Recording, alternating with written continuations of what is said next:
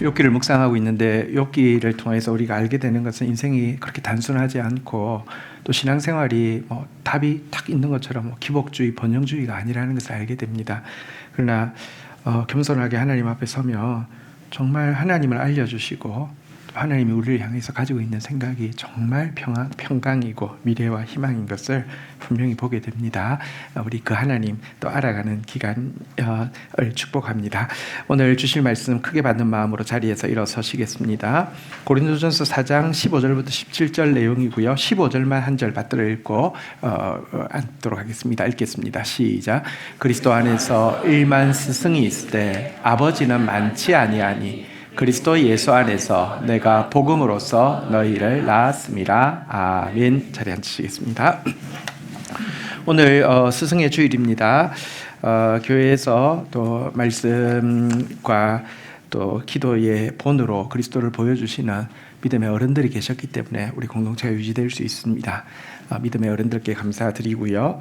또 특별히 교육부서에서 지금도 우리 가장 어린 자녀들을 위해서 애쓰고 계신 모든 교사 선생님들께 진심으로 존경과 감사를 드립니다. 오늘 우리 스승의 주일을 맞이하여서 우리가 스승이대 한 걸음 더 나아가서 영적 부모된 스승으로 발돋움하기를 원하는 마음으로 영적 부모된 스승이라는 제목으로 말씀을 나누도록 하겠습니다. 우리가 4장 15절을 읽었는데요. 바울은 이렇게 선언합니다. 그리스도 안에서 1만 스승이 있을 수 있지만 아버지는 많지 않은데 나는 그리스도 예수 안에서 복음으로 너희를 낳은 아버지다. 이렇게 이야기를 하고 있습니다. 보십시오. 좋은 스승이란 어떤 사람입니까? 영적으로 좋은 스승이란 어떤 사람입니까?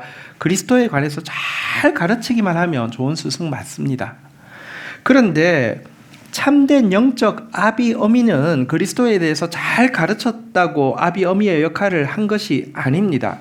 해산의 수고를 통하여서 그 말씀을 받은 사람에게 그리스도의 형상이 새겨질 때까지 계속 수고하는 사람이 영적인 아비 어미이지요. 여러분, 사실 바울은 그냥 가서 복음을 잘 전해서 교회를 세우는 것에 그치지 않았습니다. 1차 전도 여행 때 세워진 첫 교회가 갈라디아 교회였는데요. 2차 전도 여행을 하고 있을 때 갈라디아 교회 성도들의 이야기를 듣고 이렇게 기록하고 있습니다. 갈라디아서 4장 19절 한번 볼까요? 같이 읽겠습니다. 시작. 나의 자녀들아, 너희 속에 그리스도의 형상이 이루기까지 다시 내가 위하여 해산하는 수고를 하노니. 소식을 들을 때 염려하고 소식을 들을 때 마음이 약해지고 소식을 들을 때 애타하면서 해산하는 수고를 아끼지 않은 진짜 바울은요, 그냥 스승의 자리에 머문 것이 아니라 영적인 아비였던 것입니다. 이와 같은 영적 아비인 바울이 영적 아비로서 사실 문제가 많은 고린도 교회에 지금 편지를 쓰고 있는데요. 우리 16절 한번 볼까요? 이렇게 권면을 하고 있습니다. 같이 읽겠습니다. 시작.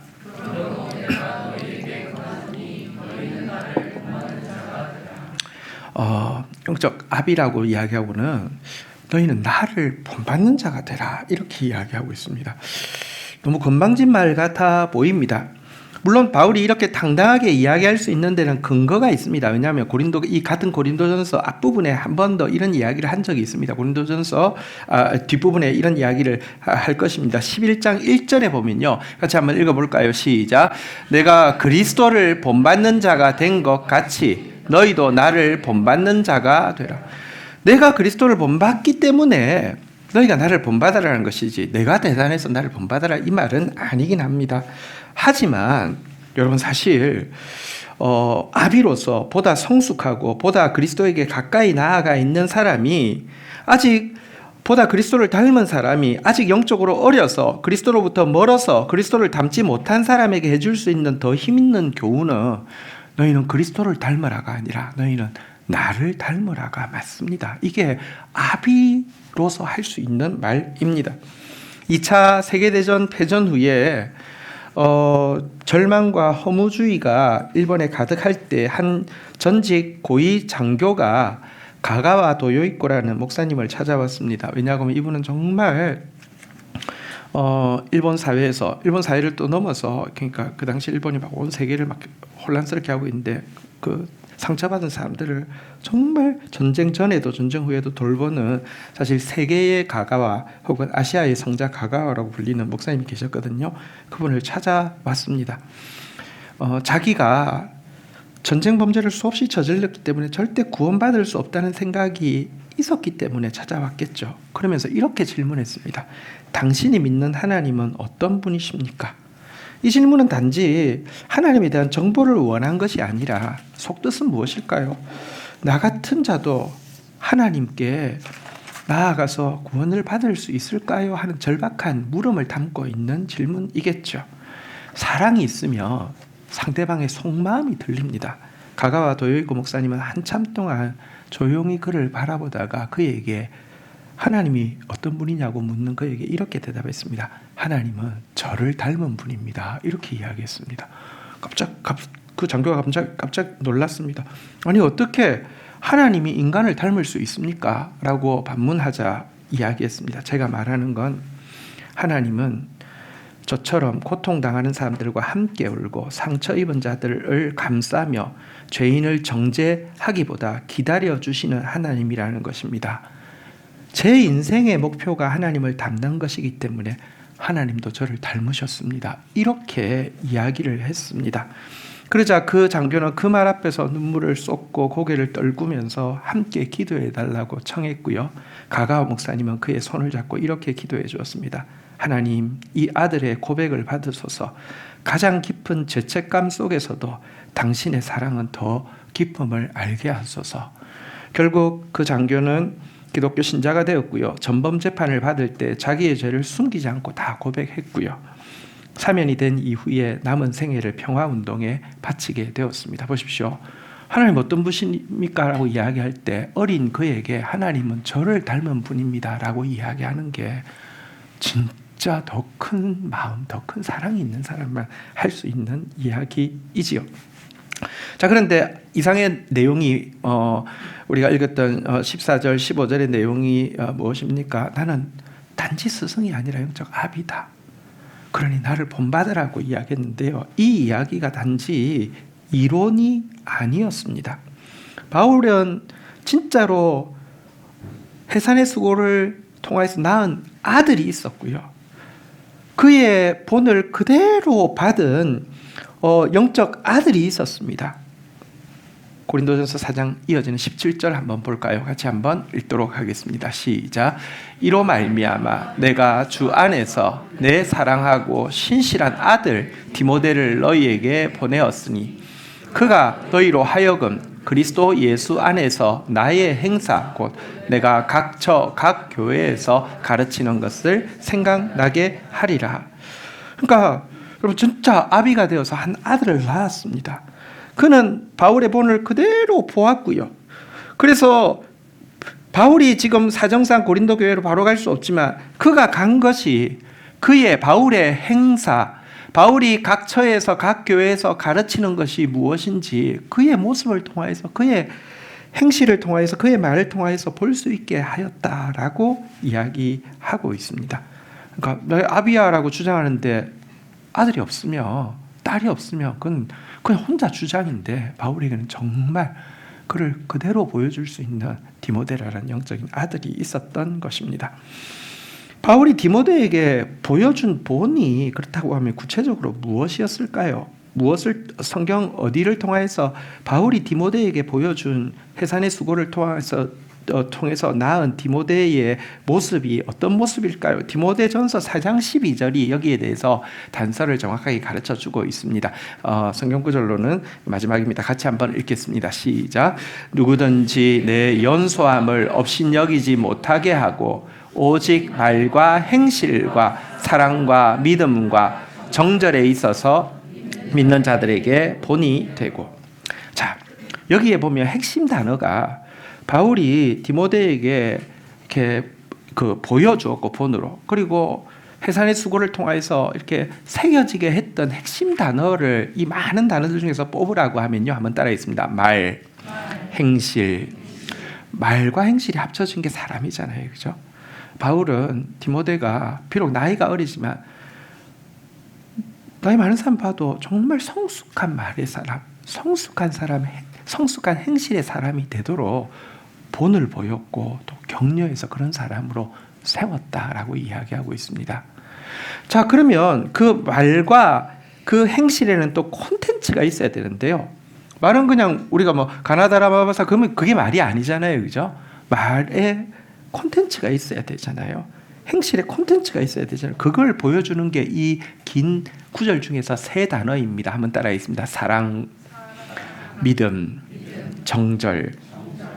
사랑의 말과 행실, 믿음의 말과 행실, 정절의 말과 행실을 가진 사람이 되도록 양육했고 그런 사람이 되게 했다라고 이야기하고 있는데요. 이 중에 사랑은 이웃을 향한 것이라고 할 수 있고요. 믿음은 하나님을 향한 것이라고 할 수 있고요. 정절이라는 것은 자기 자신을 향한 것이라고 할 수 있습니다. 사실 이 정절이라는 단어는 디모데 전서에서만 딱 2번 사용되어지는 하그네 이아라는 원어인데요. 이게 구체적으로는 어떤 의미냐고 하면 젊은 여자에게는 온전히 깨끗함으로 자매에게 하듯 하라 할 때 깨끗함으로라고 번역된 단어가 하그네이아인데요. 어쨌든 그 이성을 대할 때 그러니까 진짜 자기 여동생 대하듯이 하는 그런 어쨌든 성적인 부분에 대한 것인데요. 너는 말과 행실에서 이웃을 향해서는 사랑으로, 하나님을 향해서는 믿음으로, 또 이성을 향해서는 자기를 지키는 정절로 서야 해. 이것이 그가 디모데에게 보여주었던 본이고 또 그런 사람이 되게 했다는 것입니다. 자, 그런데 사실 이 교회란 어떤 곳일까요? 교회를 영혼의 집이라고 이야기하는데 영혼의 집에는요 반드시 부모도 있고 자녀도 있죠. 영적 부모된 이 바울 같은 이가 영적 자녀된 디모데 같은 이들을 사랑과 믿음과 정절에서 길러내고요. 이것이 한 대로 그치는 것이 아니라 그 디모데가 또 장성해서 손주를 낳듯이 또 다른 디모데를 세우고 그들에게 사랑과 믿음과 정절의 본을 전수하는 것, 이게 교회라고 할 수 있습니다. 오늘 저는 바울과 이 디모데의 이야기는 그래도 조금 멀리 느껴지는 이야기인데요. 이것을 좀 더 우리 현실에 가까이 느낄 수 있게 하기 위해서 아까 예화로 들었던 가가와 도요이코 목사님의 사랑, 또 믿음, 정절의 이야기로 좀 대신하려고 합니다. 왜냐하고 하면 가가와 도요이코 목사님은 정말 좋은 바울이 있어서 그가 디모데가 될 수 있었고요. 그가 또 좋은 바울로 자라서 또 다른 디모데를 놓았고요. 그의 삶의 이야기를 세 키워드로 요약하며 사랑, 믿음, 정절이라고 할 수 있기 때문에 이분에 대해서 소개해 드리려고 합니다. 20세기 초에 일본에서 나가오 켄이라는 한 무명의 전도자가 있었습니다. 불교가 왕성한 지역에서 개척 전도를 했는데 신자라고는 그의 아내의 무릎에 앉은 젖먹이 하나밖에 없었고 설교를 들어오는 사람이 하나도 없었는데 몇 년간 단 한 사람도 설교를 들어온 적이 없냐고 하면 5년 동안 단 한 사람도 오지 않았다고 합니다. 하지만 주일마다 설교를 준비하고 듣는 사람 딱 2명밖에 없는데 열변을 토하는 설교를 했고요. 얼마나 가난했겠습니까? 일본에서 그 시대의 목사가요. 얼마나 절망적이었겠습니까? 하지만 끈질긴 인내로 이겨내고 결국 5년 만에 첫 신자가 생기게 되고 교회 2-3사람이 내 이름으로 모인 교회가 형성되게 되었습니다. 이 나가오 목사님은 거지가 집에 찾아오면 평소 자기들도 보리밥도 먹기 힘든 상황임에도 불구하고 반드시 어떻게든지 구해서 따뜻한 쌀밥을 지어주었다고 합니다. 사람들이 이 일에 대해서 좋게 이야기하는 것이 아니라 여러 말을 했습니다. 일부러까지 그렇게 할 필요가 있느냐고 하면 그와 똑같은 마음인 아내가 이렇게 답했다고 합니다. 저분들은 언제나 찬밥과 먹다 남은 식은 밥만 먹었지 따뜻한 쌀밥을 먹은 적이 없잖아요 라고 웃으면서 대답했다고 합니다. 어느 날 설날이 되어서 사람들이 일출을 맞이하려고 산에 올라갔는데 한때 거지 떼들도 일출을 맞겠다고 올라와서 쟤들이 무슨 일출을 맞아, 어쨌든 같이 올라갔습니다. 다 해가 뜨는 모습을 보고 이게 해가 뜨면서 막 빌고 있는데 거지들이 등을 돌려서 마을을 향해서 이렇게 빌고 있어서 일반적인 사람들이 지적을 해 주었습니다. 해는 저기서 뜨는데 너희들은 뭘 하고 있느냐라고 이야기하자 이 거짓대는 이렇게 답을 했다고 합니다. 우리는 해를 경배하러 온 것이 아닙니다. 나가오 목사님께 절하려고 왔습니다. 라고 했다고 합니다. 오랜 시간 후에 나가오 목사님이 사역을 마치고 이곳을 떠나게 되었을 때 거지들이 다 기차역에 개찰구에 몰려왔습니다. 여러분은 혹시 젊은 세대는 잘 모를지 모르지만 옛날에는요, 이제 전송을 하기 위해서 들어가도 통일로 전송하기 위해서 들어가도 개찰권이라는 걸 사서 200원인가 100원인가 주고 끊고 들어갔거든요. 이 마지막을 전송하고 싶어서 다 모여 있으니까 역장이 감동을 받아가지고 무료로 플랫폼에 들어와서 전송을 하게 해준 적도 있었다고 합니다. 그런데 한 번은 바로 이 나가오 켄 목사님 집에 폐결핵을 앓고 있던 한 신학생이 신세를 지기 위해서 기어 들어온 일이 있습니다. 당시 폐결핵은 치사율이 너무 높은 질병이었고 이 목사님은 너무 가난했고 아이도 있었기 때문에 얼마든지 거절할 명분이 있었지만 이 가슴병을 앓는 이 청년을요 진짜 가족처럼 돌보아 주었습니다.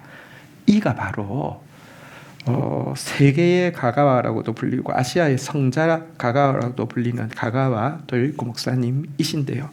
가가와 도요이코 목사님의 모토가 무엇이냐고 하면요, 한번 따라하겠습니다. 사랑이란 남의 실패나 실수를 뒤치다꺼리 하는 것이다. 이런 말을 항상 했는데요. 이 말이 누구에게서 온 것이겠습니까? 그의 바울이라고 할 수 있는 나가오 켄 목사님으로부터 받은 것이겠죠. 가가와 도요이코 목사님의 그 이야기는 너무 감동적인 이야기들이 많은데요. 이 중에 가장 특징적인 이야기들을 추려보니까 사랑, 또 믿음, 정절에 대한 이야기를 추릴 수 있었습니다. 먼저 사랑의 이야기를 한번 해드리도록 하겠습니다. 사랑이란 남의 실패나 실수를 뒤처덕거리 하는 것이다 이랬는데요. 가가 목사님이 이제 사역을 시작을 고베에 있는 빈민가에서 가난한 이웃들과 함께 먹고 자면서 사역을 했는데요. 그가 돌보는 공동체에는 고아, 실직자, 노숙자, 알코올 중독자, 범죄 전과자들이 많았는데요. 그 중에 한 청년이 있었고 참 또 정성을 다해서 도와주었는데 어느 날 공동체 안에서 쌀과, 요즘 일본은 쌀이 부족해가지고 쌀 도둑이 많다면서요. 쌀과 꽤 큰 돈을 훔쳐서 달아나다가 잡히는 일이 있게 되었습니다. 공동체를 섬기는 모든 스태프들이 어떻게 이럴 수 있냐고 분노했고요. 심지어 같이 섬김받는 처지에 있는 다른 빈민들조차도 저 인간과는 결코 같이 살 수 없다. 은혜를 원수로 갚는 놈이다. 반드시 쫓아내야 된다라고 이야기할 때였습니다. 이때 가가와 목사님이 이렇게 이야기했습니다. 그가 죄를 지은 건 맞지만 우리가 그를 버리면 그는 또 거리로 나가 또 다른 범죄자가 될 뿐입니다. 누군가는 그 실패를 감싸야 합니다. 그것이 사랑입니다. 하고는요, 그 청년을 감쌌습니다. 사실 그 청년도 그렇게 된 데는 또 사연이 있죠. 어릴 때부터 너무 가난한 집에서 자라서 어릴 때 바로 길거리로 나왔고요. 기초교육도 받지 못한 상태에서 굶주림과 차별이 계속되는 삶에서 살다 보니까 는 것은 도둑질밖에 없었던 것입니다. 그러다가 가가와의 공동체에 와서 처음으로 따뜻한 밥을 먹고 따뜻한 잠자리를 제공받아서 제일 처음에는 너무 좋았는데 마음속에 여전히 어릴 때 기억이 있기 때문에 저 사람들도 믿을 수 없어. 계속 이렇게 해주지 않을 거야 라는 생각 때문에, 그 불신과 두려움 때문에 공동체의 쌀과 돈을 훔치게 되었던 것입니다. 가가 목사님은 조용히 그 청년을 불러서 꾸짖지 않고 이렇게 말했습니다. 너 배가 고파서 그랬지.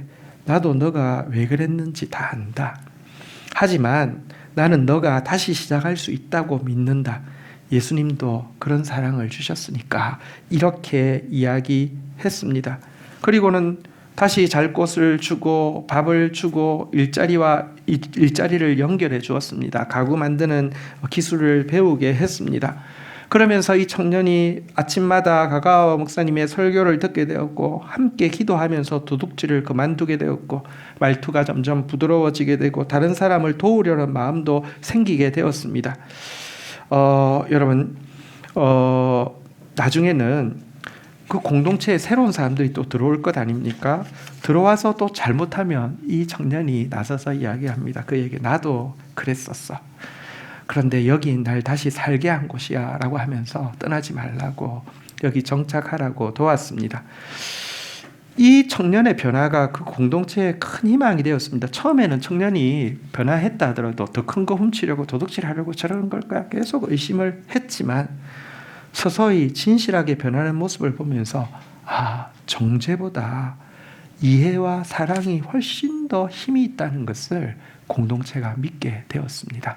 그런 정말로 사랑의 행실과 말의 본을 보인 사람이 가가 목사님이셨죠. 두 번째, 가가와 목사님의 믿음에 대해서 이야기를 드리겠습니다. 가가 목사님이 빈민가 사역을 하던 중에 결핵이 심하게 재발하게 되었습니다. 너무 막 과로하면서 일하다 보니까 환경이 안 좋은 곳에서 일하다 보니까 나았던 결핵이 재발하게 되었고요. 점점 몸이 약해져서 몸무게가 장정이 40kg가 안 될 정도로 말랐고요. 기침할 때 막 피를 계속 토하고 숨쉬기도 힘들었습니다. 하지만 빈민가 사역을 계속했습니다. 요즘 기준으로는 이렇게 이런 그 감염병이 있으면 격리돼 주는 게 좋은 건데 이렇게 생각하는데 그 당시에 그런 개념도 없었고 거기에 있는 대부분의 사람들이 그런 상태였기 때문에 그랬던 것 같습니다. 동료와 가족들이 당신의 건강이 이러하니 사역을 그만두고 요양소로 가야 합니다. 왜 이렇게까지 희생을 합니까? 라고 이야기하자 가가 목사님은 내가 숨 쉴 수 있을 때까지 나는 고통받는 사람 곁에 있을 것입니다. 그들이 곧 나의 그리스도이기 때문입니다. 라고 하면서 자기보다 더 힘들고 병든 사람들을 계속 돌보았습니다. 그러던 어느 겨울 밤 자기 혼자 있을 때 느낌이 왔습니다. 오늘 내가 죽겠구나 라는 느낌이 왔습니다. 그리고는 홀로 떨리는 손으로 떨리는 무릎으로 무릎을 꿇고 하나님 앞에 기도했습니다. 이렇게 기도했다고 합니다. 주여, 제 병을 고쳐달라고 기도하지 않겠습니다. 제게 이 병을 통해 주님을 더 깊이 알게 해주시고 이 고통 속에서도 믿음을 버리지 않게 해 주옵소서. 이것이 임종할 것 같은 상황에서 그가 드린 기도였습니다. 다시 말하면 그가 드린 기도의 핵심은 치유가 아니라 하나님을 향한 신뢰였고요. 고통 없는 삶이 아니라 고통에도 불구하고 주님을 믿는 삶이었습니다. 이게 그의 믿음이었습니다. 하나님께서 정말 자기가 오랫동안 병을 앓았기 때문에 느낌이 있는데도 곧 죽을 것 같은데 죽지 않게 하셨고 그날 밤을 넘겼습니다. 그렇다고 해서 그의 병이 나았느냐? 그것은 아닙니다. 매번 또 아파서 죽을 것 같고 매번 사망 직전에 또 살아나고 하는 과정을 계속 반복해야 했습니다. 하지만 이 긴 투병의 기간 동안에도 그는 사역도 계속했고 또 하나님을 향해 원망하지 않았습니다. 왜 저를 낫게 해주지 않습니까? 왜 저에게 고통이 이렇게 깁니까? 라고 원망하는 대신 아침마다 눈을 뜨면 하나님 오늘 하루 더 살아있게 해주셔서 감사합니다 라고 고백하면서 여전히 빈민 곁을 찾아가는 사람이었습니다. 그런데 이렇게 질병 가운데서 하는 그의 사역이, 그의 가장 약할 때 하는 사역이 도리어 많은 사람들의 변화와 회심을 가져왔다는 것이 참 신비입니다. 한 번은 결핵 때문에 피를 토하다가 거의 실신을 하게 되었습니다. 사람들이 데리고 나가려고 할 때 다시 정신을 차리고 일어서서 이야기했습니다. 환한 얼굴로 이야기했습니다. 주님은 고통 속에서도 우리를 사랑하셨습니다. 저도 그렇게 사랑하고 싶습니다. 라고 설교를 이야기를 했습니다. 그날 수많은 사람들이 그 짧은 설교 앞에서 눈물을 흘리고 참된 회개에 이르렀고요. 특별히 한 부인이 정말 알코올 중독자인 남편, 너무너무 완고하고 완악한 남편을 겨우 끌고 그 자리에 왔는데 그 남편이 피를 토하면서도 미소 지으면서 주님이 여러분들을 그렇게 사랑하는 것을 보여주고 싶을 뿐입니다. 이 말 앞에서 복음을 받아들이게 되었습니다. 그의 약한 몸이 내 남편의 굳은 마음을 녹였습니다. 이렇게 그 부인이 간증했다고 합니다. 여러분, 이렇게 참 진짜 건건히 생명을 이어가는 사역 같은데 가가의 도요이코 목사님이 몇 세까지 사역하신지 아십니까? 80세까지 사역했습니다.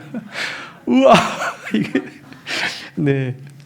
그리고 여러분, 힘이 없어서 설교도 겨우 하는데 그 기간 동안에 얼마나 많은 사역을 하신지 모릅니다. 심지어 이 사랑의 집이라는 이렇게 쉼터를 세워서요, 진짜 굶주린 아이들, 학대받는 여성들, 병든 노인들, 아무데도 받아주지 않는 사람들은 직접 같이 생활도 할 수 있는 곳을 만들었는데요. 바로 이 사랑의 집 사역과 관련해 가지고 또 다른 디모델을 그가 얻게 되었습니다.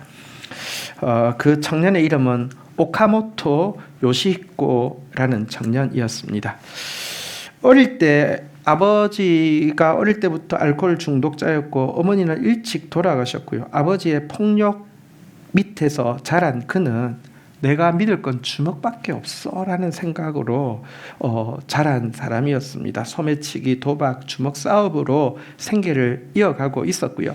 기독교인이란 의지가 약해서 이렇게 신이라는 이름으로 그러니까 믿는 미신이라고 생각을 했는데요. 어느 날 비가 많이 와서 비를 피하기 위해서 피한 그 건물 처마가 바로 가가와 도요이코 목사님이 세우신 사랑의 집의 처마였습니다. 근데 안쪽에 보니까 한 병든 사람이요. 보니까 딱 봐도 병든 사람입니다. 왜냐하면 기침을 컬럭컬럭하고 막 피를 막 토하기도 하고. 근데 웃으면서요, 또 다른 병든 노인의 피고름을 닦아주고 이러면서 이걸 딱 보고는 뭐라고 했냐면, 죄송합니다, 병신. 뭐 저런 놈이 저런 일을 하고 있어. 이렇게 웃기잖아요. 그죠? 병신이 병신 돌보고 있다고 그렇게 비웃었습니다. 그런데 다음 날도 지나가다가 괜히 눈길이 들어가서 창문을 보면요, 여전히 어떤 한 사람이 기침하면서 피를 토하면서 웃으면서 돌보고 있는 모습. 그 다음 날도 그 모습을 보면서 저 사람 안에 뭐가 있는 것 같고, 그게 만약 하나님이라고 하면 나는 주먹밖에 없다고 생각한 내 삶이 혹시 잘못 생각하고 있는 게 아닐까라는 생각이 들었고요. 목사님도 사랑이 있으면 보이거든요. 자꾸 누가 험한 청년이 하나 지나가는데 자꾸 눈길이 오는 것을 보고는 어느 날 나가서 청년에게 먼저 사랑의 말을 건넸습니다. 당장 청년은 아주 냉소적으로 말했습니다. 목사님, 하나님은 살아계십니다. 이렇게 이야기했겠죠. 목사님, 하나님이 정말 계시면 왜 우린 이렇게 가난하고 더럽고 아픕니까? 이 항변에 목사님 가만히 그를 쳐다보면서 조용히 말했습니다. 하나님은 우리 같은 고통받는 자들과 함께 계시기 위해서 우리 곁에 먼저 찾아오고 계십니다 라고 이야기했는데, 이게 그냥 말이 아니라 따뜻하게 그를 찾아온 가가 목사님의 모습과 함께 그에게 마음 가득히 뭔가가 들어오는 느낌이 들었습니다. 그날 밤 그는 평생 처음으로 하나님께 기도를 해봤습니다. 하나님, 정말 당신이 계신다고 하면 내 인생을 좀 바꾸어 줘 보세요. 여러분, 기도는 역사합니다. 그날 이후로 오카모토는요, 가가오 목사님의 공동체에 가서 자원봉사를 시작하게 되었습니다. 제일 처음에는 집 나르는 일, 그 다음에 밥 나르는 일. 그러는 가운데 마음이 변하고 습관이 변하고요. 그의 제자가 되고요. 신학교에 가서 목회자가 되고요. 결국은 이 가가와 사부에 그의 빈민운동과 사랑의 집 사역을 이어가게 되었습니다. 그는 늘 이렇게 이야기했다고 합니다. 나는 하나님이 없다고 믿었다. 하지만 가가와 선생님을 보고 그분 안에 살아계신 하나님을 보았다. 나를 바꾼 건 그의 설교가 아니라 고통 속에서도 웃고 있던 병든 한 목사의 뒷모습이었다. 이렇게 이야기하고 있는데요. 사실은 그의 믿음, 고쳐달라는 게 아니라 끝까지 신뢰하면서 그 믿음이 이와 같은 약한 가운데 기적과 같은 열매들을 맺은 것입니다. 마지막으로 가가와 목사의 정절에 대해서 이야기를 좀 나누도록 하겠습니다. 가가와 목사님이 빈민사역을 하다 보니까 그냥 자연스럽게 그 지역에 있는 빈민 중에는 여성들도 많이 있잖아요. 그죠? 기생, 매춘부, 버림받은 여성들도 많다 보니까 이렇게 저렇게 하는 분들이 계십니다. 어느 날 가가와 목사님은 사역 중에 한 아주 미모의 여인을 만나게 되었는데요. 얼굴을 보게 되었는데 그날 밤에 그 여인이 찾아왔습니다. 아주 매혹적인 목소리로 이렇게 이야기했습니다. 목사님, 왜 그렇게 엄격하게 자신을 대하시나요? 잠시라도 내려놓으세요. 이렇게 이야기를 했다는 것입니다. 여러분, 이게 충분히 넘어질 수 있는 상황입니다. 근데 그때 그의 영혼 속에서 강한 음성이 들려왔습니다. 영혼! 그는 이 음성을 붙잡았습니다. 영혼! 외치면서 그 자리를 박차고 나왔습니다. 그리고 그 유혹을 이기게 되었습니다. 다른 어느 날 밤입니다. 조용히 어떤 사람이 문을 두드려서 나가보니까 한 여인이 서 있었습니다.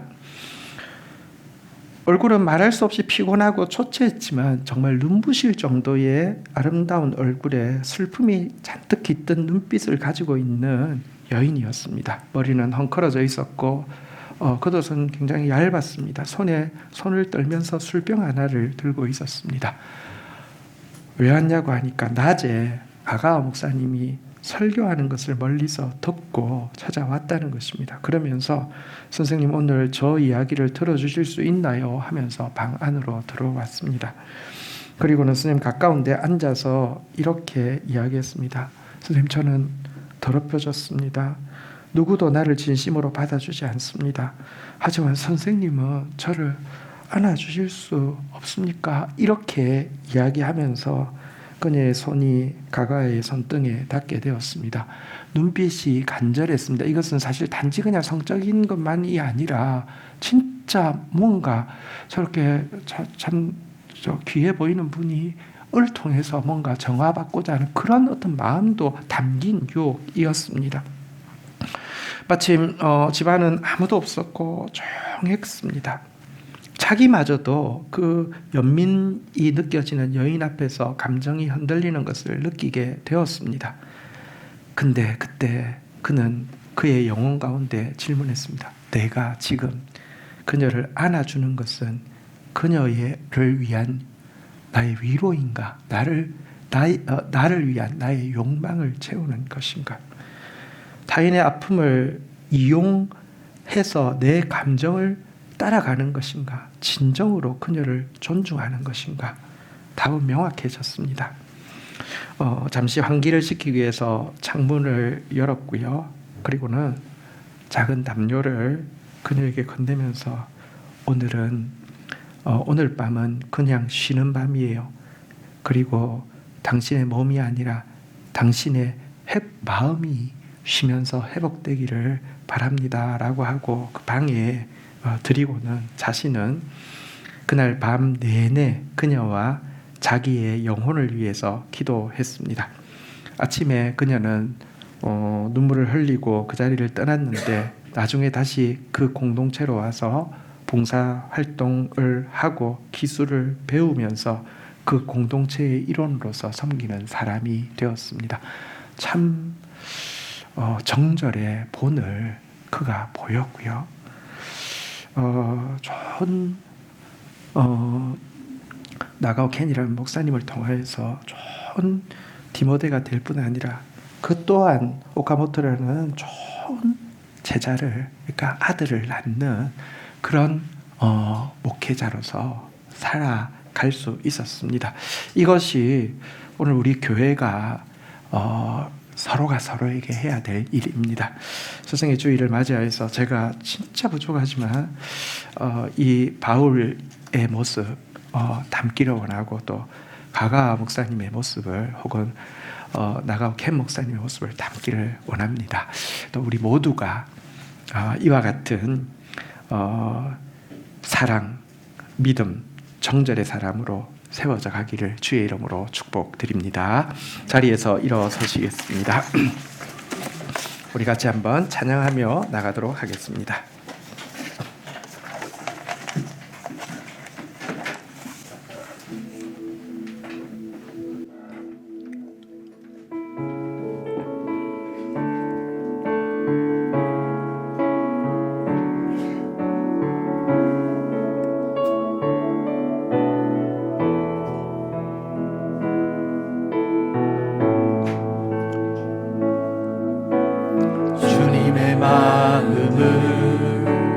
주님의 심장을, 주님의 시선을 가진 자, 상한 갈대와 꺼져가는 등불을 외면하지 않을 자 누구인가.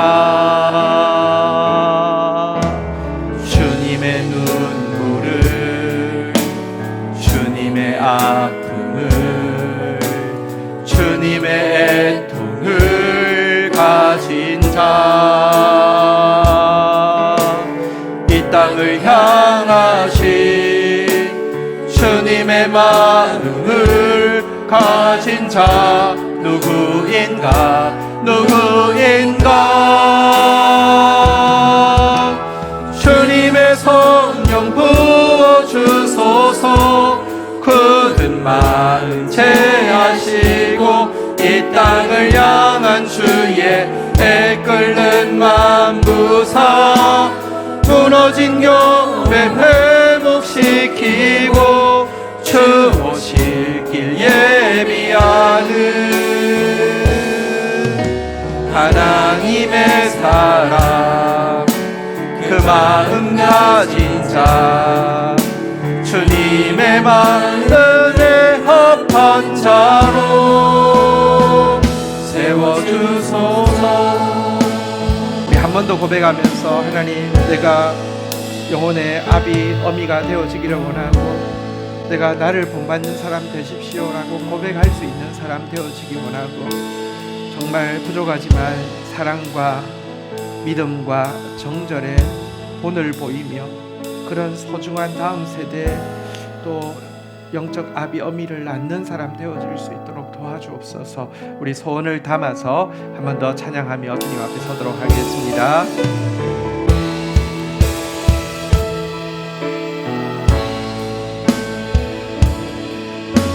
주님의 마음을, 주님의 심장을, 주님의 시선을 가진 자, 상한 갈대와 꺼져가는 등불을 외면하지 않을 자 누구인가.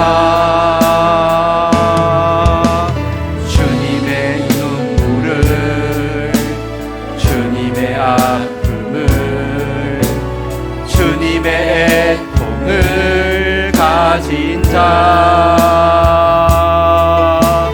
이 땅을 향하신 주님의 마음을 가진 자 누구인가, 누구인가. 주님의 성령 부어주소서. 굳은 마음 제하시고 이 땅을 향한 주의 애 끓는 만부서, 무너진 교회 회복시키고 주 오실 길 예비하는 하나님의 사랑, 그 마음 가진 자, 주님의 마음에 합한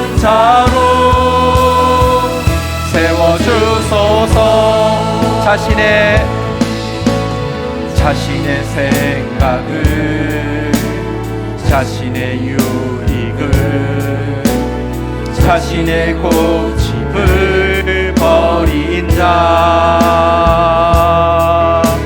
주님 말씀에 온전한 순종과 믿음을 보일 자 누구인가?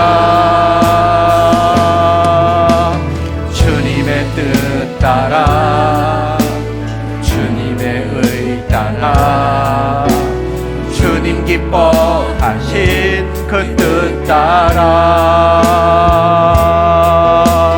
자기 부인하고 십자가 지고 주님만을 따를 자 누구인가? 주님의 성령 부어주소서. 그는 만체하시고 이 땅을 향한 주의 애끓는 만부사, 부러진 교회 회복시키고 주 오실 길 예비하는 하나님의 사랑, 그 마음 가진 자, 주님의 마음에 합한 자로 세워주소서. 자리에 앉으시겠습니다. 우리 이 시간 같이 기도로 하나님 앞에 나가도록 하겠습니다. 하나님, 제가 이 자리에 있을 수 있는 것은 영적인 스승들, 또 영적인 아비 어머님들이 계셔서입니다. 나도 영적인 스승, 또 특별히 영적인 아비 어미로 자랄 수 있도록 도와주십시오. 너희는 나를 본받는 자가 되라고 이야기할 수 있는 사람으로 자라가게 하여 주십시오. 사랑과 믿음과 정절의 본이 되는 사람 되어지게 하여 주셔서 우리 다음에 우리 지금 자라고 있는 자녀들이 이런 아름다운 자녀들로 세워질 수 있도록 도와주십시오. 우리 주님 앞에 부탁하며 간구하는 시간 가지도록 하겠습니다. 주의 이름 고백하며 기도하며 나아가겠습니다. 주님 감사합니다. 예수님은 우리에게 좋은 선생님일 뿐 아니라 정말 예수님 우리를 해산의 고통을 통해서 낳으신 분이십니다. 또한 우리에게 이제 영적 아비 어미가 되어서 그리스도를 가르칠 뿐 아니라 그리스도의 형상을 새기라고 부르고 계신 부름 앞에 서 있습니다. 하나님, 정말 너희는 나를 본받는 자라 되라고 부족하지만 당당하게 이야기할 수 있는 사람들로 자라갈 수 있도록 도와주시옵소서. 사랑의 본이 되어 끝까지 다른 사람들 쉽게 판단하고 정죄하는 사람이 아니라 실패와 실수 뒤치다꺼리 하는데 묵묵한 자 되어질 수 있도록 도와주시옵소서. 하나님을 향한 우리의 신뢰가 하나님께 무언가 기대하고 원하는 것보다 더 큰 사람 되어질 수 있도록 도와주시옵소서. 자신을 지키지 않으면 아무것도 감당할 수 없습니다. 하나님 앞에서 자기의 정절을 지켜나가는 사람들로 설 수 있도록 은혜를 베풀어 주시옵소서. 그래야 해서 우리 공동체에서 자라는 다음 세대들이 또 다른 디모데가 되어지고 또 다른 디모데를 낳는 사람으로 커갈 수 있도록 축복하여 주시옵소서. 예수 그리스도의 이름으로 기도 올립니다. 아멘.